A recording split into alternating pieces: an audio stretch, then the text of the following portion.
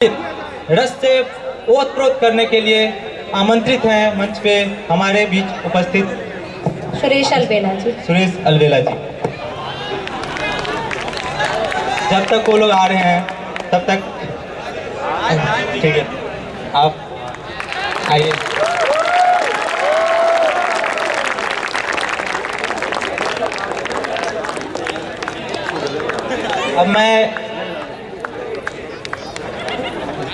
अब मैं Taksha organising team के faculty convener mister Sandeep Yadav sir से अनुरोध करता हूं कि वो आकर हमारे लोकप्रिय कवि का स्वागत करें।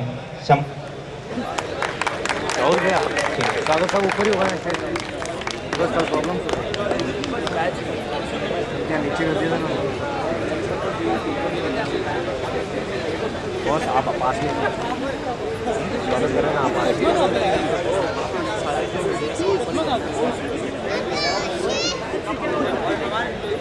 हमारे बीच अब आने जा रहे हैं आप लोगों के दिलों के धड़कन हमारे लोकप्रिय कवि श्री सुरेश अलवेला जी। सुरेश अलवेला जी, आपका मंच पर हार्दिक स्वागत है। भारतीय प्रौद्योगिकी संस्थान की तरफ से आप सभी गणमान्य कवियों का मैं स्वागत करता हूं।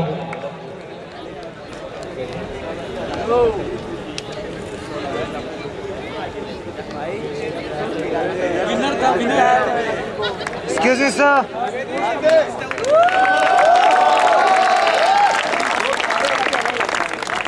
श्री सुरेश अलवेला जी।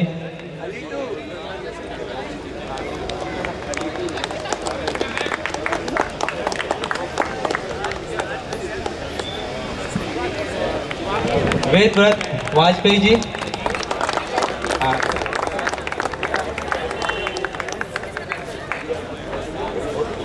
और जाने माने कवयित्री साविया आसर जी।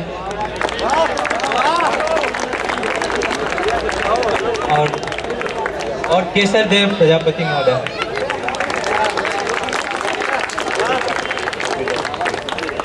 और इन्हीं के साथ मैं श्री सुरेश अलवेला जी को मंच संचालन के लिए अनुरोध करता हूं।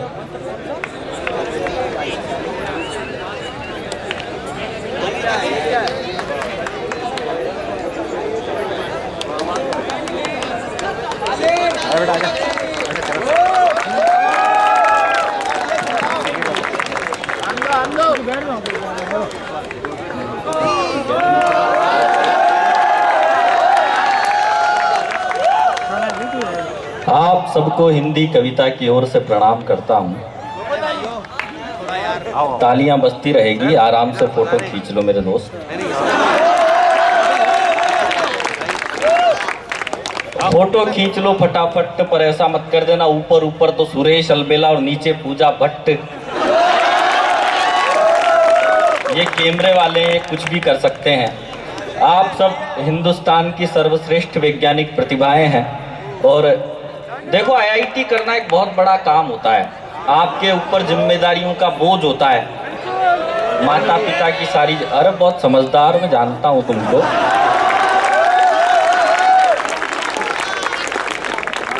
चिंता मत करो, मैं जानता हूं तुम्हारे मांझने कैसे हो सकते हैं। और आईआईटी वालों के साथ सबसे बड़ी पीड़ा ये रहती है साहब, आईआईटी में मैं बहुत सारे आईआईटी कॉलेज में गया, वहां पर रेशियो रहता है 1000 लड़के रहेंगे तो 25 लड़कियां रहती हैं।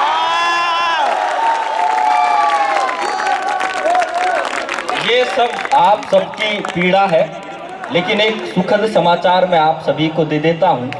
आपकी पीड़ा अब थोड़े दिन की है, क्योंकि आपको जो आईआईटी का कैंपस है उसके बगल में एक एनआईएफटी का कैंपस भी बनने वाला है।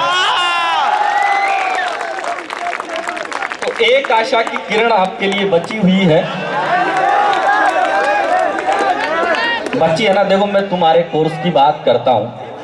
इधर जितने भी नौजवान लड़के बैठे हैं, पीछे वो एक बालक खड़ा हुआ है, भाई बैठ जा। भगवान ने तुम्हें खड़े रहने के लिए पैर दिए हैं, तो टिकाने के लिए भी कुछ न कुछ दिया ही होगा। और कहीं भी अच्छा सा पड़ोस देख कर बैठ जाओ साहब। इधर तो जब मर्दों में ही बैठना है तो फिर पड़ोस भी काहे का देखना। मैं सबसे पहले उन कवियों का परिचय करवा देता हूं जो आज इस कवि सम्मेलन में आए हैं। उधर से केसर देव प्रजापति जी हैं, राजस्थानी भाषा के इस समय के सर्वश्रेष्ठ व्यंग्यकार जो अपनी बोली में लिखते हैं, मारवाड़ी के कवि हैं और पूरे हिंदुस्तान में केसर देव प्रजापति के नाम से विख्यात है। एक बार इनके सम्मान में आप जोरदार तालियां बजा दो।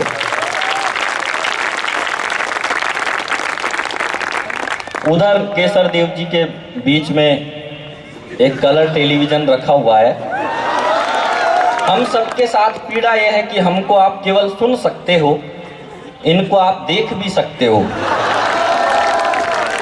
भोपाल जो खूबसूरत झीलों के लिए पूरे देश में विख्यात है, वहाँ से साबिया असर आपके बीच में आई हैं और गीत गजल और प्रेम की बहुत सारी बातें वो आपके बीच में करेगी। एक बार आप साबिया जी के लिए जोरदार तालियां बजवा दो। साबिया जी के बगल में जो कवि बैठे हुए हैं गणेश जी की मुद्रा में, उस कवि का नाम है वेदव्रत वाजपेयी। हिंदुस्तान में इस समय वीर रस का जो सर्वश्रेष्ठ कवि है, जो आज सर्वश्रेष्ठ टीम यहाँ पर उपलब्ध हो सकती है, वो कवि जो किसी सरकार से नहीं डरता, वो कवि जो देश की राजनीति पर सीधे बात करता है, एक ऐसा कवि जो किसी सरकार के समर्थन के लिए नहीं लिखता। मुझे एक शेर याद आता है साहब, उसके साथ इस कवि सम्मेलन का शुभारंभ भी हम करेंगे कि बुलंदी का नशा सिमतों का जादू तोड़ देती है, हवा उड़ते हुए पंछी के बाजू तोड़ देती है, और सियासी भेड़ियों थोड़ी बहुत गैरत जरूरी है, तवायफ तक कभी तो अपने घुंघरू तोड़ देती है। एक बार जोरदार तालियां आप वेदव्रत वाजपेयी जी के सम्मान में बजा दीजिए। लखनऊ उत्तर प्रदेश की धरती से वेदव्रत वाजपेयी आपके बीच में आए हैं। हालांकि मैं जानता हूं आजकल वाजपेयियों की स्थिति ज्यादा अच्छी नहीं है। और इधर जो कवि आपके बीच में विराजमान है, आपने इन्हें लाफ्टर के टीवी के पर्दे पर देखा होगा। लाफ्टर चैलेंज में जिस शो में मैं विनर बना था, उसी में ये भी प्रतिभागी थे। अगर मैं नहीं होता तो ये जीत जाते उसमें। दिनेश बावरा मुंबई की धरती से आपके बीच में आए हैं। एक बार आप दिनेश जी के सम्मान में जोरदार तालियां बजवा दो। और देखिए साहब, हिंदी कवि सम्मेलनों की एक परंपरा है। हमारे आदरणीय प्रिंसिपल महोदय साहब, हमारी भाषा में यही होता है क्योंकि हम छठी तक ही पढ़े हुए हैं। आप सभी सम्मानित जो लोग बैठे हैं, आप सबको प्रणाम करते हुए और इन सब नौजवान व्यक्तियों की इस भीड़ में मैं आइए इस कवि सम्मेलन का शुभारंभ करें। और कवि सम्मेलन का शुभारंभ देखिए, आप अगर कोई शुभ काम करते हो तो आपको गणेश जी की वंदना करनी पड़ती है, लेकिन कवि सम्मेलन के मापदंड कुछ अलग है। अगर यहाँ पर हम कोई भी काम करते हैं तो माँ वागेश्वरी की वंदना के साथ वो प्रोग्राम शुरू किया जाता है। आइए माँ वागेश्वरी की वंदना के साथ हम इस कवि सम्मेलन का शुभारंभ करें। और भोपाल से एक बहुत नौजवान कवयित्री आपके बीच में आई है। मैं उनको इस शेर के साथ आवाज देता हूं कि मुस्कुराती जिंदगानी चाहिए, जीवन में ऐसी रवानी चाहिए, सारी दुनिया अपनी हो सकती है, बस एक उसकी मेहरबानी चाहिए। आइए कवि सम्मेलन का शुभारंभ करें और मां शारदे की वंदना के लिए साबिया सर को आवाज देता हूं। आप एक बार जोरदार तालियों की गड़गड़ाहट के साथ अभिनंदन करें। आ रही है साबिया सर।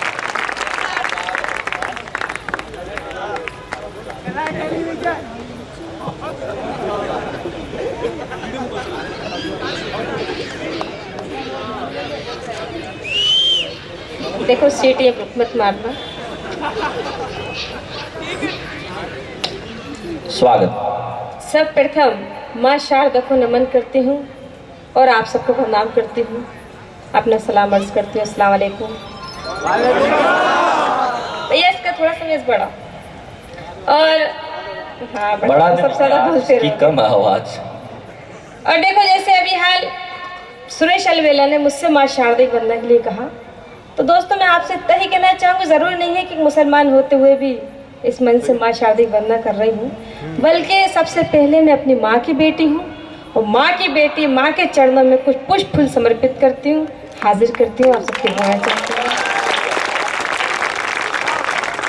हाजिर कर रही हूँ। माँ की वंदना बिल्कुल आवाज़ें मत निकालना। हाजिर करते हैं। शब्दों का गुलदस्ता लेकर कविता कलश उठाऊंगी, मेरे कंठ विराजो माता, गीत में तेरे गाऊंगी। शब्दों का गुलदस्ता लेकर अत्याचार सहन न करेगी कलम मेरी कल्याणी, पापियों को पछाड़ देगी कवि की कोमल वाणी। अत्याचार सहन न करेगी कलम मेरी कल्याणी, पापियों को पछाड़ देगी कवि की कोमल वाणी। तेरे ही गीतों से माँ द्वार तेरा सजाऊंगी, मेरे कंठ विराजो माता, गीत में तेरे गाऊंगी। शब्दों का गुलदस्ता लेकर और तेरे मुकुट से दमके माता भारत माँ का भाल, कोहिनूर हीरा ले आवे देते सलाम। तेरे मुकुट से दमके माता भारत माँ का भाल, कोहिनूर हीरा ले आवे दे दे सलाल।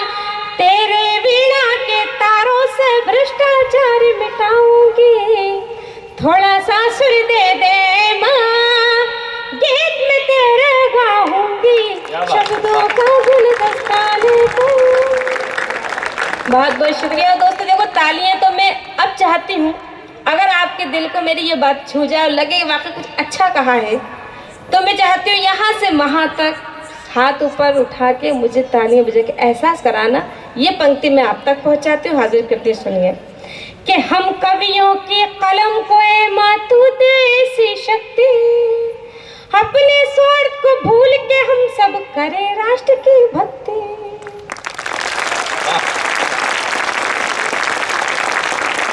बहुत बहुत शुक्रिया कि हम कवियों के कलम को ए मातू दे ऐसी शक्ति, अपने स्वार्थ को भूल के हम सब करें राष्ट्र की भक्ति। आँख उठाए दुश्मन तो मैं उसको मार भगाऊंगी, थोड़ा सा सुर दे दे माँ, गीत में तेरे गाऊंगी। शब्दों का गुलदस्ता लेकर। बहुत बहुत शुक्रिया, बहुत बहुत धन्यवाद। बहुत बहुत धन्यवाद साबिया जी का। माँ वागेश्वरी की वंदना के साथ उन्होंने इस कवि सम्मेलन का शुभारंभ किया।